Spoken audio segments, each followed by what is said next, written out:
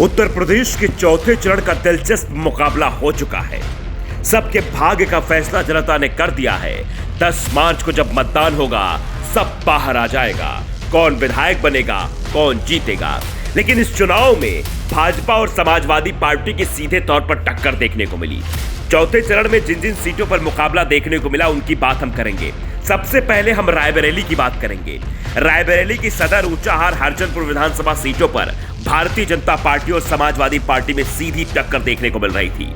सदर और हरचंदपुर में इस बार दलबदल का मुद्दा भी गूंजा, क्योंकि हरचंदपुर और सदर दोनों कांग्रेस के प्रत्याशी थे और कांग्रेस से विधायक चुने गए थे। लेकिन इस बार दोनों भारतीय जनता पार्टी से चुनाव लड़ रहे थे। सदर से अदिति सिंह और हरचंदपुर से राकेश सिंह, जो 2017 में कांग्रेस के टिकट पर चुनाव जीत कर आए थे।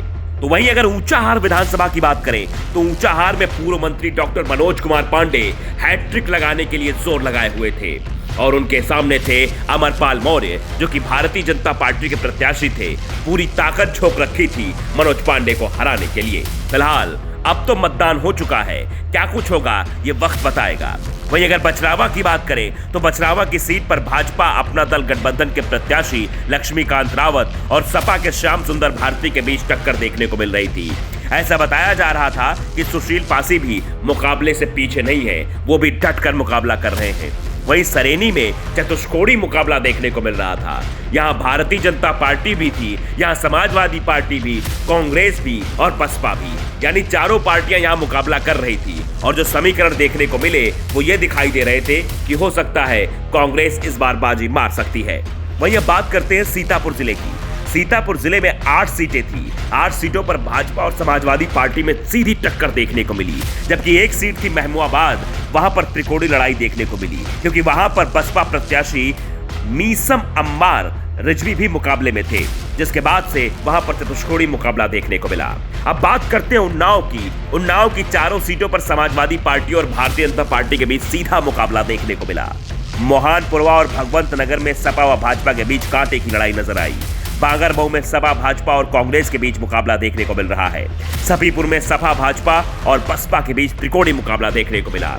ये सब वो सीटें हैं जहां पर टक्कर देखने को मिल रही है, यानी ये कह पाना अतिशयोक्ति होगी कि भारतीय जनता पार्टी का प्रत्याशी यहां जीत रहा है।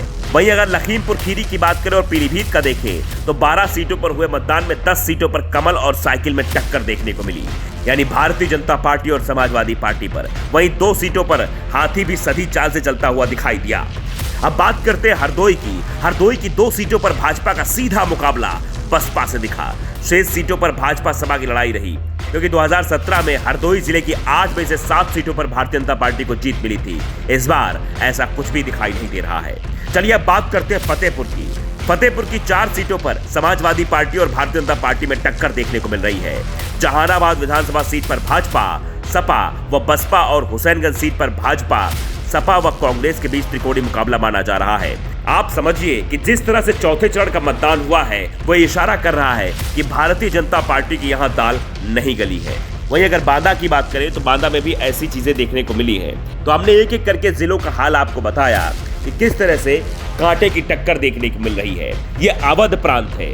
अवध प्रांत माने भारतीय जनता पार्टी का गढ़, लेकिन भारतीय जनता पार्टी का कोई ऐसा प्रत्याशी नहीं दिखाई दे रहा है जो जीत रहा हो। सबके बीच कांटे की टक्कर देखने की बात कही जा रही है कि मुकाबला कांटे का है भाई, कांटे का।